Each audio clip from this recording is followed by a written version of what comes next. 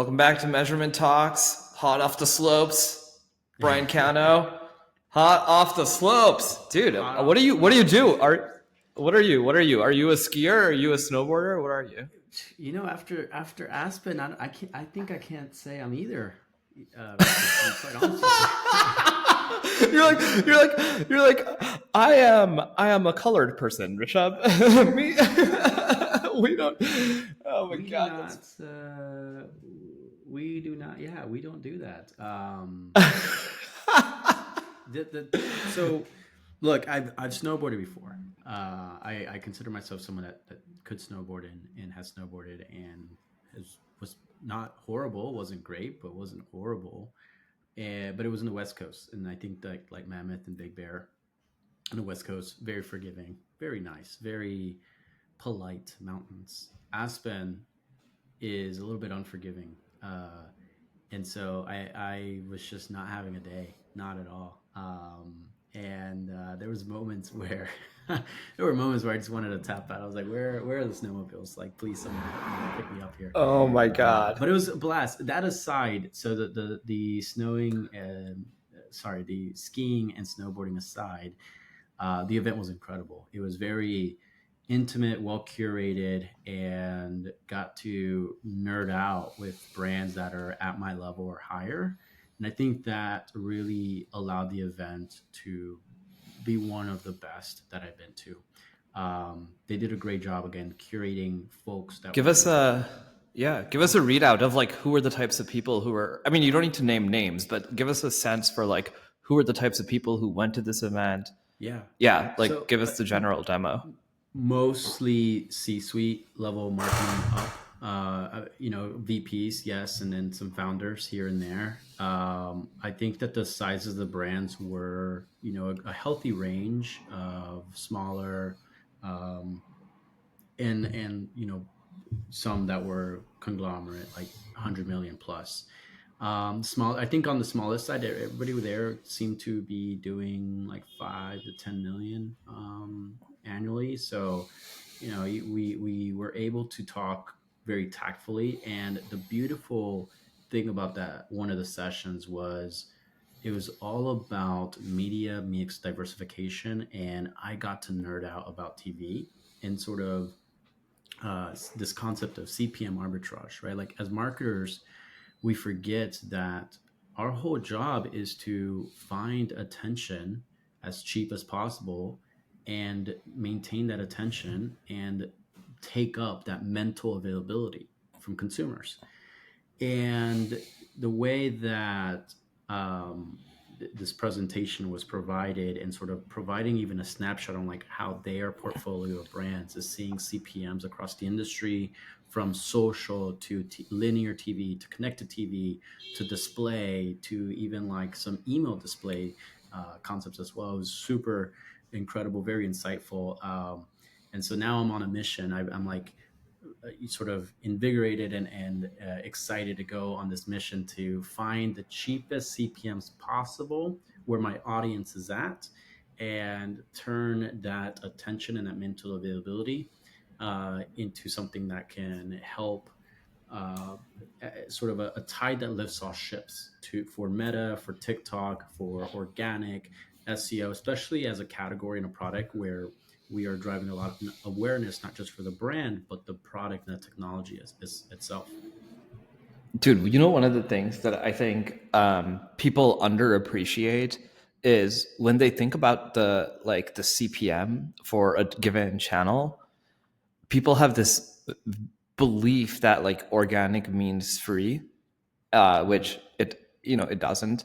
But it's like you have to think holistically about like your spend and like how you're driving various efforts. Like if you do like a campaign that is like, video based, it's like it's going to take time and effort to like make those videos, or you might have to pay for those videos. Or if you're going to do something out of home, right, and it draws a lot of eyeballs because you do something like provocative, right, it's like, well, it takes like time and energy, and so it's like, how do you think about the various forms of cost that come in when you're thinking about the like CPM of that channel? Because see, the complexity here is that Meta is kind of like the purest, which is like, Right. I can see the dollars in.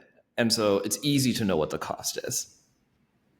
Yeah. One of the things that I'm going to try to do with dipping our toes into moving across different mediums that aren't necessarily paid social, I'm thinking of them as campaigns. So my cost assessment is at a campaign level where I'm building a proper omni-channel strategy and campaign, and that's going to incorporate the emails that go out, the videos and creatives that are developed, the actual media dollars and the media buying, and setting a budget around that campaign and running that campaign, over the course of Got it. 6 to 12 weeks, and assessing the efficacy of that campaign over the course of that period. And I think that the campaign should stick to a general theme, but where you get that magic of linear and YouTube and TikTok and Facebook and out of home, like a billboard,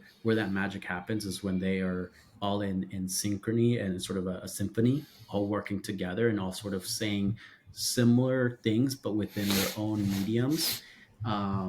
And having a general theme that sort of aligns them all together. I think that's where you get magic, and you have this sort of omni-channel presence where people aren't just remembering this ad, but they're remembering this ad that spoke about this theme, which is also the same thing that this influencer is talking about, which is also similar to the TV ad that you just saw and the Facebook ad that you just saw and the email that you just got. And it's all sort of connecting the pieces together. So the consumer doesn't have to do the work of like, is that the right brand? But instead you're remembering, sort of the almost like the Snickers, you're not yourself when you're hungry, right? You can take that you're not yourself when you're hungry and do a communication strategy across different mediums. And even if you don't remember Snickers, or like you won't remember all the individual Snicker ads, you'll start to hear that Snickers theme of you're not yourself when Totally. you're hungry across different mediums, and it just creates that ad recall. I think that's where that magic happens. So that's how I'm going to think about it. I'm going to think about it as a campaign level, executed across different mediums, all connected with one general theme, and sort of measure the efficacy at the theme level. And I'll use the data that these different mediums provide to see where, like, okay, what are the levers that I can change? Maybe the CPM was too much here. We didn't have enough impressions here. And then obviously post-purchase surveys, I think, are going to be instrumental. As well as seeing if the media mix model can give us some readouts. But post-purchase surveys are probably going to be the most, in its truest form, helpful in understanding what channels are having the most influence and that people are remembering as the reason why they heard about the brand. Dude, that's amazing. That's amazing. It's exciting. It's I want to dip.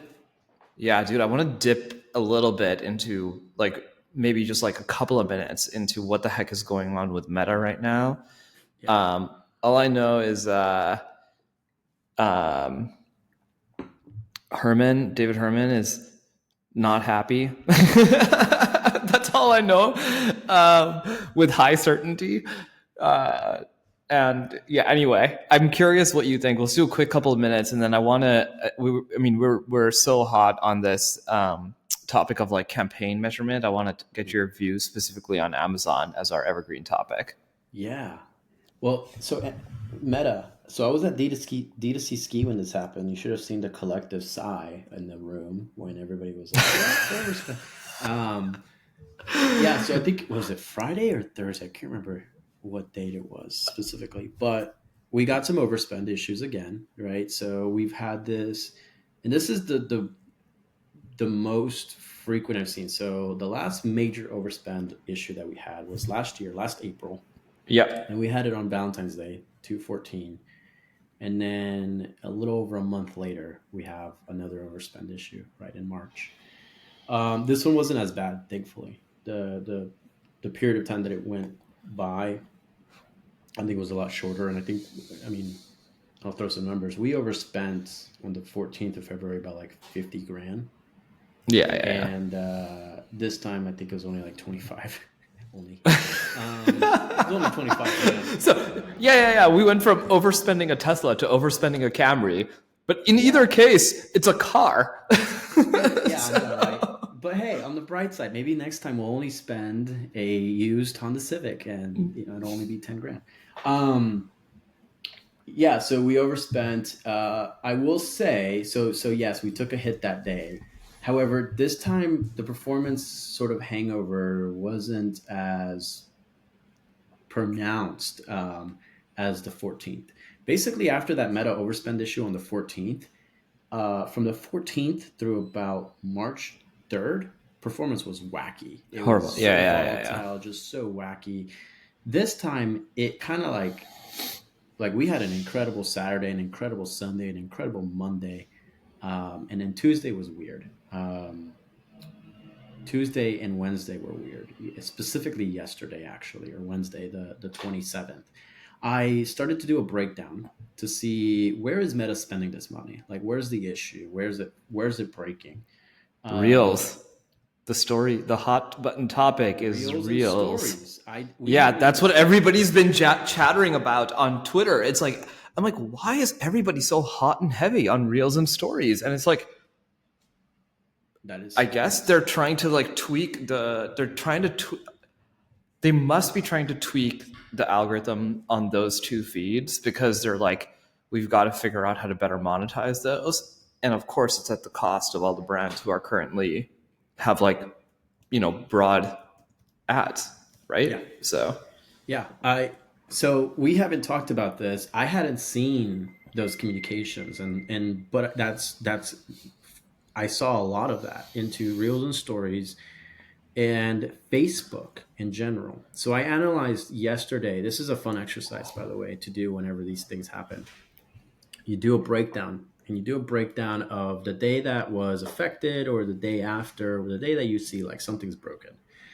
And you do the breakdown. I like to do age and gender as one breakdown, and then I like to do placement as the other breakdown. So these are two separate reports, and you do the same thing, but you do it with a period in time where your performance is it's good. You're hitting your targets. You're happy. Everything's great. And what I like to do is I compare spend as a percentage of total for those days, two time periods, and then I put the ROAS right next to it. And then yeah, you can also do like CPMs and click through rate and cost per clicks. Right, CPMs are helpful because that's where you can really start to understand anomalies and see like, okay, how is Meta perceiving the value of this placement versus this other? And as a percentage of spend, something that was very glaring to me is age and gender. Cool, no problem. The spend distribution, uh, one period versus the previous period where things are great, really no change. It's like plus or minus 0.5%. Where things do get a little wonky is with the placements. So feed and stories suddenly have an increase in allocation yesterday versus previous periods. And then Facebook feed as well, specifically for me, is what I saw. And Facebook as a whole and feed and stories, the ROAS drop was like more than 50%. Yes, that Wednesday versus previous days. Whereas like Instagram feed, Instagram Explore, and some of the Instagram placements, their performance had held. The performance was fine, but for whatever reason, the algorithm was favoring Reels, Stories, and Facebook feed, even though there's a significant, greater than 50% drop in ROAS, and it took spend out of what was working on Instagram and put it into these inefficient platforms. So right. It's like, why? Why would you do this? CPMs, no real difference. CPMs were just slightly more inflated, like by $2, nothing too crazy, from like 22 to $24. Click through rate was up a little bit. So click through rate on field reels and stories was on average from say, 0.6% to 0.9%. So that's a pretty drastic increase in click through. And so it begs the question, like, okay, to your point, are they trying to monetize these better?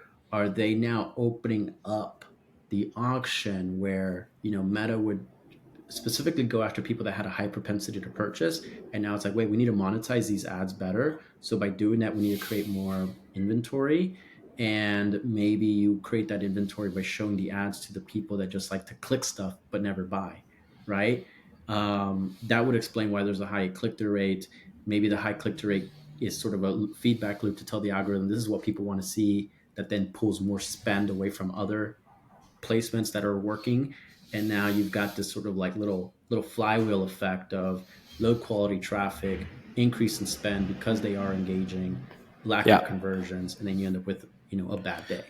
That's You know my what? You know what I think. You know what thesis. I think is like particularly vicious about this is that if they think, looping it back to our prior conversation, if they think that in their entire ecosystem, those clicks, even though they're not getting attributed to the sale, are actually helping to drive the sales from the other placements, and so something in their algo got this view that it's like, hey, yes, when they're scrolling here, this is where they're learning about it. They're going to the nude website. And then actually when they're on the feed, that's when they go through and purchase. But actually, I need to send them to the website here. It's going to push a bunch of people there at a low ROAS and create all of these convolutions. And so like the problem with all of this, like uh, algorithmic style incrementality based allocation is like sometimes you can get too cute too fast, right? And it's like sometimes simple is better. And it's like I think the kerfuffle happens when you allow it to escape itself as opposed to like, like dabble. It's like, Mhm. hey, if I believe this is true, let me try it and then see what happens. But I need to dabble and not allow it to escape out. And so these are like I would assume that these are the types of things that algorithmically, yeah, something like was allowed to escape out of its like bounds of testing, and so it just like got caught in this weird feedback loop saying like, oh yeah, this is good, but actually it was like just pushing spend to the wrong place. Like you can see how that happens, right? Absolutely. Yeah. Yeah. I mean, I think you're onto something. There's definitely changes that are happening. I mean, that cannot be rejected. That's very evident. That's very obvious. We're having all these spend issues. There must be a new product that's being released or changes to the algorithm. There is the vertical. The Jon Snow posted about the video testing product in DPA. That's right. So video So this testing is a product. way to like get, yeah, because see, look, DPA today doesn't actually work in Stories. stories and reels. Yeah. And this is a way to get people who spend only on DPA, which is all large retailers, right? So if you go to a massive look, all of this is about inventory increase, right? And I'm look, we're conjecturing here, but these are not Mhm. like wild conjectures. These are sort of like self-evident. Like, if I was at Facebook, I would for sure ask the question, how the hell do we deploy DPA into Reels? And the answer would be, we have to figure out how to create video inventory in a way in which allows us to connect back to the product catalog. Okay, why don't we ask people to upload videos and then just see what works? And then when you start putting those into the auction, it's going to create all sorts of weirdness, Yeah. right? And this is just going to keep happening. I mean, Yeah. yeah. And there's not much you can do about it either, right? Like me as a brand, I see that and I go, okay, how do I protect against this escape velocity, right? Like where the algorithm decides to get cute quick and goes out of its boundaries. Um, how do I protect against that? Well, I could segment everything. I could segment stories and feed and Facebook and Instagram and have those all segmented. But then I think that segmentation, you lose the magic of the sort of the Exactly. MTA of the algorithm, where the algorithm knows that it needs to serve here first, and then that's going to fuel into downstream conversions over there. Can't do that. Could you do bid multipliers? Yes, but in my analysis, when things are working well, the spend distribution is about 50-50 and both placements are working. So like it's Totally. not like Facebook doesn't work for me. It's not like Reels and Stories don't work for me. It's just it decided to spend You more than know, it should have on those given days. can I tell Um, you my like unfulfilling answer? yeah, you just accept it. It's like, exactly, cost of doing business. Don't try to time the market. It's about time in market. Yeah, that's my unfulfilling answer. I think you're right. And that's the expectations that I'm setting internally as well. Right? It's like, okay, we know, and I even my Slack message. I sent the Loom video after this analysis. I said, look, my synopsis is this. This is the diagnosis, and as the doctor, the medicine is forget it happened and move on with the day. because there's absolutely nothing we can do about it. Like it's just, to your point, cost of doing Totally. business. You accept it. It's good to know. Now we have an answer, and we can put it in our little change log. And we're like, okay, on this day, Meta decided to get cute and put more money on the wrong areas. Um, and then you move on, and you have days like today, literally the next day, where it's like, wow, things are up 40% day over day. Incredible. Great. We're Yeah. back. So you know, it's the challenging piece of these optimized CPM auctions. And I think that's the Totally. biggest piece. It's not radio, it's not linear, it's not print, where you have a stable CPM and delivery mechanism, right? Where things become predictable. And you know that if you're at this CPM and you're targeting these segments and you're doing these things, like the equation adds up. Auctions like Meta and what every other ad platform is trying to get to be honest, like Meta's built an incredible machine, but it adds such layers of complexity and volatility that it is so unpredictable. And as an ecom brand, it's so hard to forecast and to basically model out what your business will look like, because you are at the mercy of the algorithm and the engineers and the ad auction team not making a change that is going to completely disrupt your day. Like, what if you were a business yesterday that had an incredible launch and you released this new product and it flops this Oh, day, yeah, yeah, or yeah, it flopped yeah, on the 14th and this like hangover is there for 2 weeks, and now your product team's now walking away with like, wow, that product is not a product we should have launched.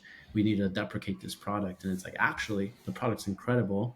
You've been at the mercy of these of Meta as an OCPM ad auction, which there is no control, there's no consistency. It is constantly valuing each impression and adjusting accordingly, and using all that signal to value future impressions. Like, totally. I think this is where Taylor Holiday and Common Thread Collective's thesis and stance on cost caps is real, because you're sacrificing volume and scale for consistency. But through consistency, you can build a resilient business to then go after scale. So Yeah, we were lucky that we were able to power through that awkward phase. Um, but I think for businesses starting out, things like cost caps and having consistency as you're starting to create the foundation of what your business is made of is probably it's probably the probably the move. move. Yeah, I agree. Yeah. All right, man. Let's try to hit Amazon. You stopped spending on Amazon. I Yep. remember you sharing that a little while ago, and then it seems like it's coming back for you in some Coming way. back 15 How are 15 you? grand a month. Yeah, how are you making that decision? How are you getting good confidence that it's actually incremental to your business? So Amazon, I will give. By the way, I'm not a fan of Amazon. I think Amazon is just not there to support neither its consumers nor brands. It's there to support Amazon. That said, I will give credit where it's due, and I think Amazon does an exceptional job at very transparently providing data that you cannot get anywhere else, not even Google search. uh, Amazon has a tool called Brand Analytics. And within Brand Analytics, it's on the right hand side of Seller Central, or left hand side of Seller Central. You'll scroll all the way to the bottom. You'll see Brand Analytics. Within Brand Analytics, there's a thing called Search Analytics. And Search Analytics has a tool called Search Query Performance. Now, this Search Query Performance is basically a breakdown of all of the search volume, all the search queries that are searched for your product, brand and non-brand, by the way. You also have the volume itself. Here's the monthly volume of how many times people are searching for this term. You've got the amount of times you show up impression wise, the percentage of share of the times you show up versus the total volume, clicks and purchases, clicks, add to carts, and purchases. So I can So they're making see, it easy for you to spend money on search ads, basically. yeah, and I can see like both Yeah, which is great.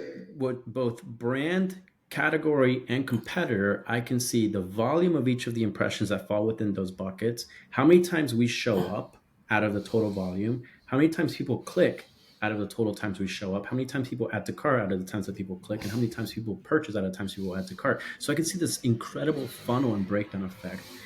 Now, where the magic happens with ads and where we can start to see incrementality is, okay, let's start with brand. Let's say 100,000 people are searching for the term nude on Amazon. Now, I currently show up for 50,000 and people only click on 10,000, right? So those are my baselines. That's with ads off. If I were to run a brand campaign, the volume of times people search for the term nude won't change. However, the times that I show up and the times that I get clicks should change. So I establish my baselines, I run a brand campaign, and then I start to see, am I capturing more clicks out of the times, am I showing up more, and am I capturing those clicks out of those times that I show up? So it creates a very, very clear picture on assessing the incremental gains of capturing click volume from the times that people are searching for your brand term through, say, a brand campaign. And you can take that and replicate it across category and competitor as well. So it takes a little bit of math. You have to download and you have to play around. You have to format the data. However, very transparent, very useful, highly underutilized tool. Wow. Now, wow. I love this. I love this. This is such a clearly actionable thing to do. Like, dude, I feel like if people don't do this after listening to this, I would be mind boggled. Like, I can't, like, yeah, I kind of want to like just post next week, guys, stop what you're doing and do this one thing on Amazon today. And just, yeah. And it's like, except go if you're here. A competitor. If you're,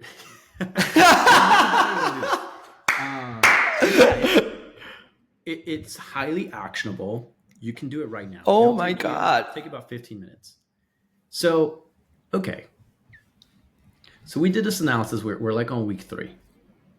And we were able to extrapolate based on the percentage, the purchase rate of our brand terms. We were able to see that the ads were break even, basically, right? Like Amazon ads is like, Sure. we're driving an 8x ROAS. We're killing it. And I'm like, I don't see the revenue, but okay. We do this analysis, and it's like, okay, we see this little blip in gain in purchase capture volume. And we're like, okay, that's about what? 10 purchases a week. All right, 10 purchases a week divided by, or the total spend divided by those 10 purchases. Wow, it's break even. So it's about a 1x. Okay. And then last week, our media mix model platform, we use Prescient. They released this MMM for Amazon ads. Super cool. Basically, it is like you can see your campaigns. You can see the reported ROAS on Amazon. You can see the modeled ROAS. And you can do it by campaign. And the model's like, hey, your brand campaigns are driving a 1.29. We're like, whoa, all right. So we have this MMM, which is, hasn't been calibrated. However, so this actually makes perfect, it makes perfect sense to me. And then we've got this sort of like back of the napkin methodology, which we're like, we think it's about a 1x is what we've seen. The two are in agreement. So now my confidence level is a lot higher to either both methods. But rather than going through this entire exercise, I can just pull up the Prescient dashboard and I can very clearly see, and I can start to see the trends and I can see the change in data, and I can say, okay, what if we cut back on these keywords, or what if we cut back on spend? It looks like $500 a day is too much. We need maybe let's do 250 and let's cut back, and then let's see how the model reacts. And then how the model reacts, let's then redo our exercise and then see how that aligns or disagrees with the model. But in so far, they're in agreement. And it's really cool. Now I have confidence to advertise on Amazon, because even if it's not incremental, I at least have the data to show that it's not incremental. Totally. What it's doing. Yeah. And what it's doing. And if it's breaking even, worth it. Like, worth it. You know why? Because at least you're it is a nude device in a person's hand as opposed to something else. Exactly. And that ultimately this is like one of those things that, like, too many people get too hung up on the short term. And you and I have talked about this a lot with the finance view of the world versus the marketing view of the world. But it's like, ultimately, you just need, truly, the way that your baseline goes up is more people with more of your product. That is the baseline. And so if it's break even, send it. Exactly. Yeah. And it just resets the target too. So where I'm going to get really fancy with this in the future is like, okay, if there's a predictable relationship between what Amazon says is the ROAS and what is the incremental ROAS, and they're consistent, cool. Now I can use the in-platform stuff directionally to then allocate accordingly to the right keywords, the right strategy, the right segments. The other thing that we can leave with on this Amazon piece, why it's important that if you're breaking even, or maybe if you're losing a little bit of money and you're like really not sure, keep it on. Here's why. Amazon rewards sales volume. Yeah. That's so right. the more units that you're selling, right? And if you're getting that 1 or 2 extra units a day, they will add up. And if you are gaining units like sold, and you're taking those sales away from people, other brands, and they're starting to decline, you will increase your BSR. I don't remember the acronym, but basically your BSR is your score, your ranking, which then informs Amazon how good of a product that you have and how badly people want it. And so when people are searching organically for non-brand or non-like category keywords, your chances of are showing up organically without having to pay for ads increases, because Amazon ultimately does want users to buy the stuff that other people are buying, and that's on Amazon sales on Amazon. They don't care Exactly. who they're buying from, as long as it's the thing that people are wanting. So break even, keep it on all day. You're taking sales away from someone else. You're adding it to your BSR ranking. And then over time, ideally, you're able to move up in ranking. And you can track that. You can go to your listing and you can see, are you number 15? Are you number 20? Do this tactic and then see over time if you move up in spot. And, can you break that top 10 spot? Can you break the top 5 spot? Can you break the top 3 spot? And just work on it that way. Okay, this was too good. We got to end on this high. This was too good. Guys, we will see you in the next one.